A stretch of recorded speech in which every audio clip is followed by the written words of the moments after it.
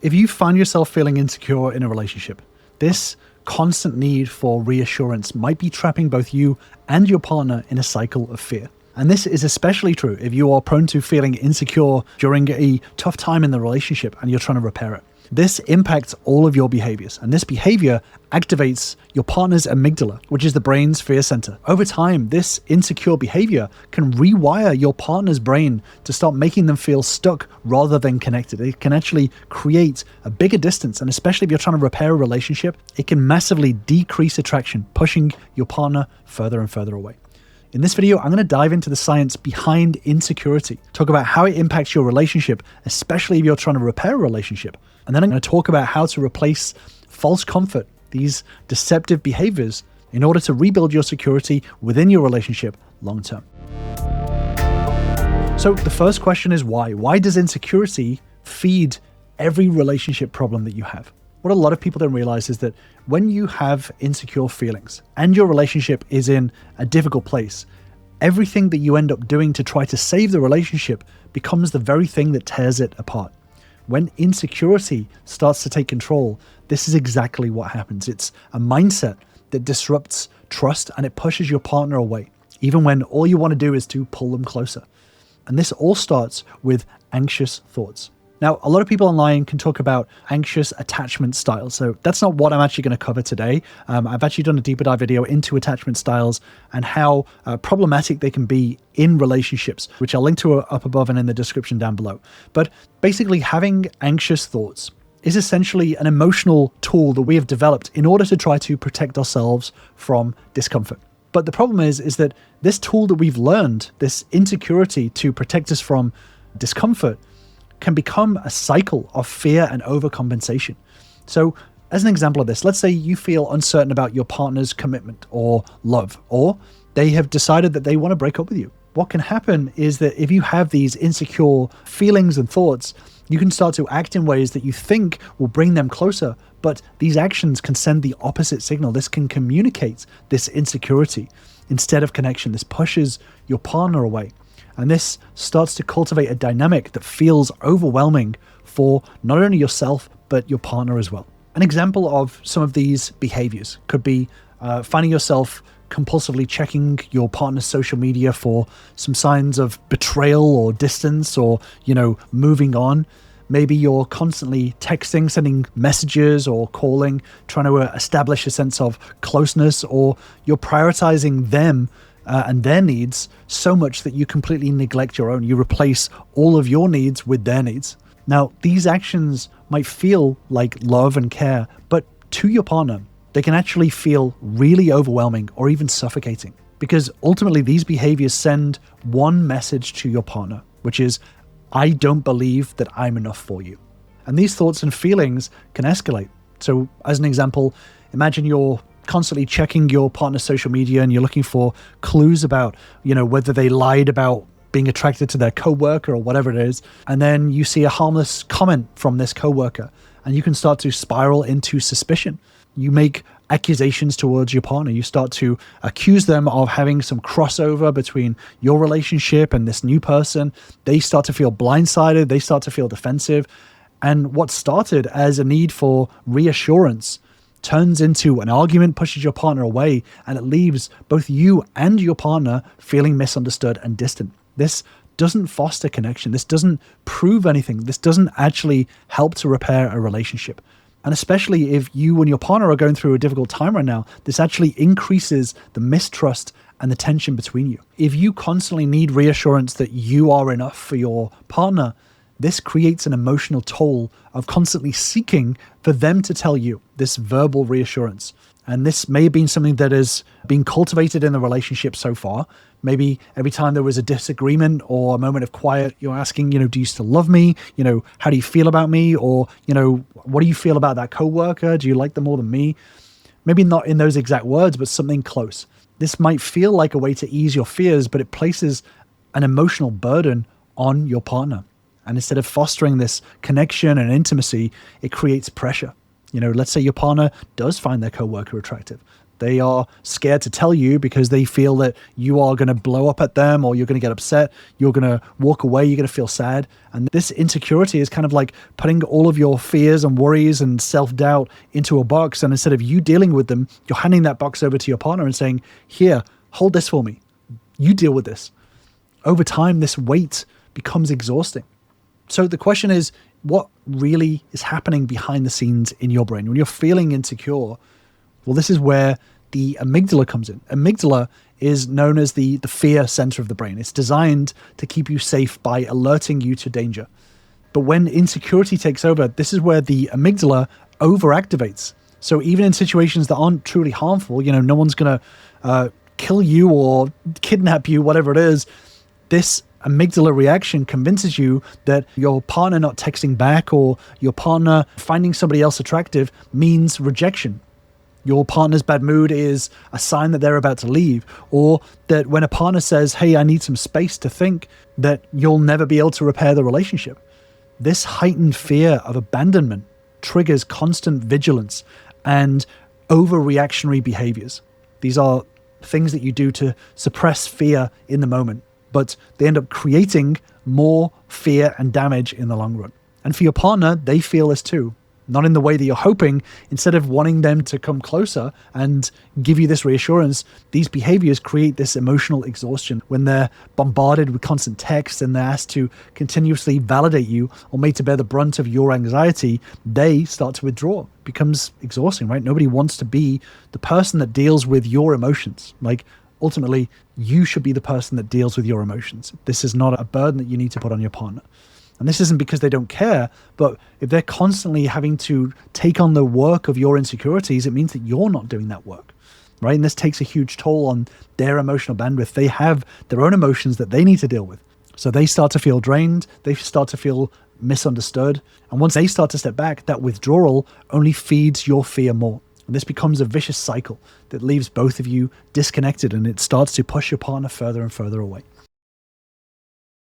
So what causes this insecurity? Well, this is quite common. A lot of people fall into this insecurity trap because, in reality, they fear losing someone. And this fear of losing someone drives you to act in ways that almost guarantee the very outcome that you're terrified of, losing your partner. It becomes a self-sabotaging reaction.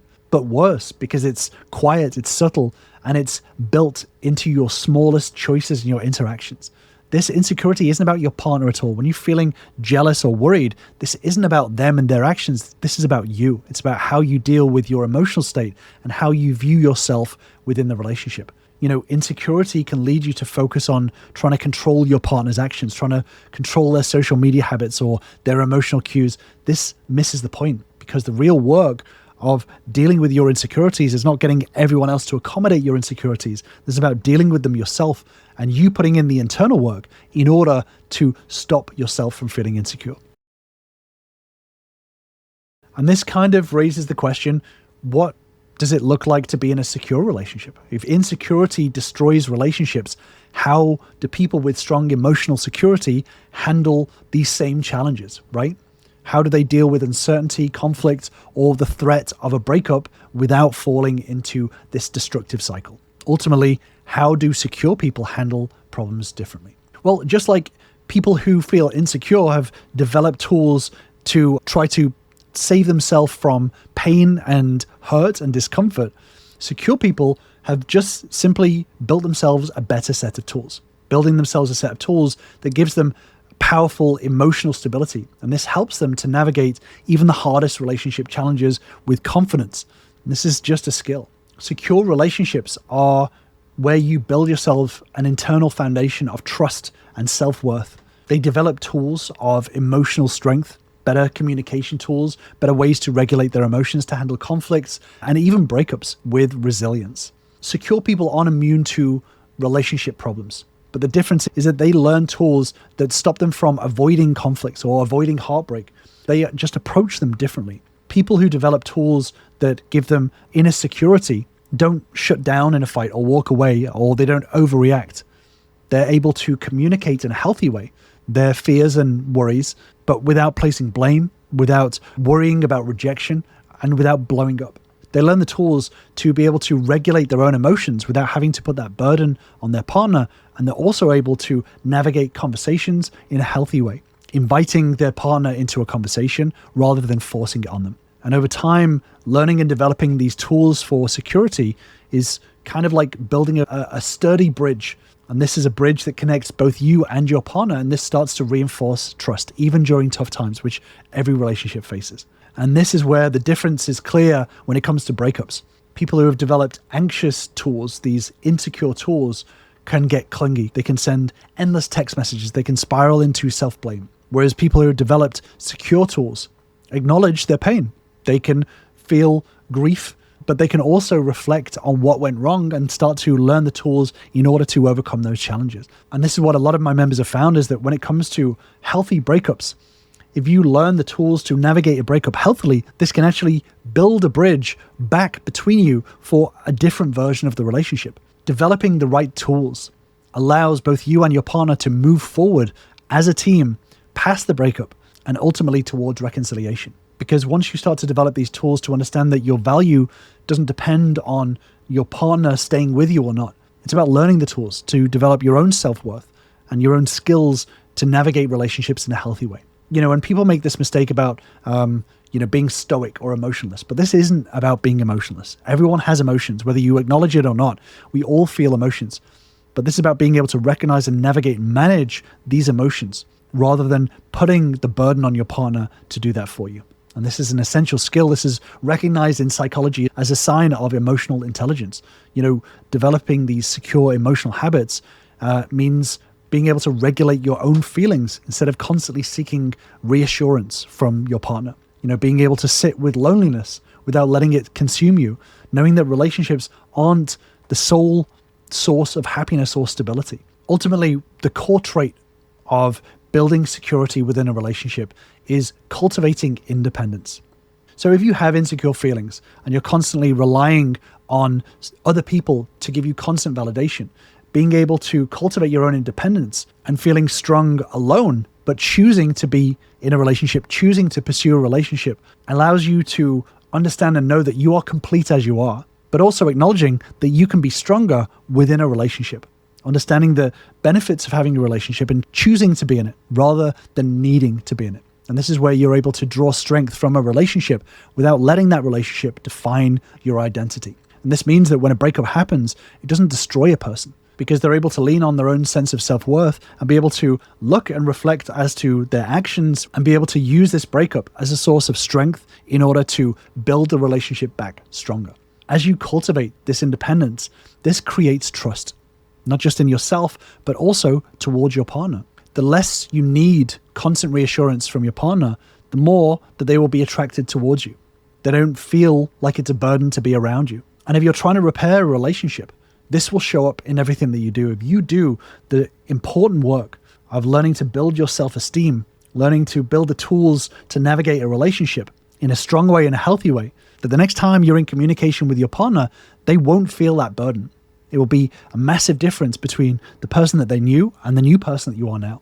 And this allows them to feel safe within the relationship because they know that they don't have to constantly look after you and your emotions. And this is what a lot of my members have found, is that by working on the stuff that's crucial, that's important when it comes to repairing a relationship, not focusing on what to say or how to trick someone back to you, but by focusing on the core inner work that you need to do within a relationship, the more they focus on that, the more attractive they become to their partner, because their partner feels the security from them within conversations. So the members aren't constantly thinking of some script to say or this, X-back kind of stuff that you find online on how to manipulate someone into, coming back to you. They're able to have a conversation from a place of security, emotional resilience, and strength, and turn the breakups into clear, deliberate paths forward for themselves and for the relationship as well.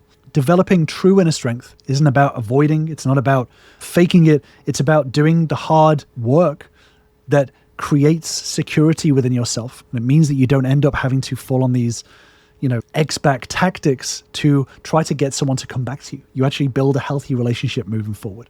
And if you do want to join the members and I, then join my Relationship Bootcamp, where you'll learn the same fundamental steps that all of my members use to start repairing the inner work within themselves, rebuilding that relationship into a stronger, much more powerful place. All you have to do is click on the link in the description to join us. Mastering your emotions in a relationship, I cannot stress this enough, is one of the most crucial things that you can do. And a lot of these emotional instabilities can be quite subtle to ourselves, but to our partners, they can see them from a mile off. And this is why it's so important to be able to do the right work in order to recognize these, so you're not falling into the same traps over and over again and convincing yourself that there is nothing that needs to change within yourself in order to navigate a relationship. I've actually done a deeper dive into mastering your emotions in a relationship because it is such a crucial concept. This is not as simple as just recognizing that you're angry and saying, well, that's it. That's all I've done. I've figured it out. This is about digging deeper and doing the work so that you are a stronger person moving forward. Developing this resilience is going to be crucial to repairing your relationship and reattracting your partner back in a healthy way. So I'll leave you with that deep dive video, and I'll see you over there.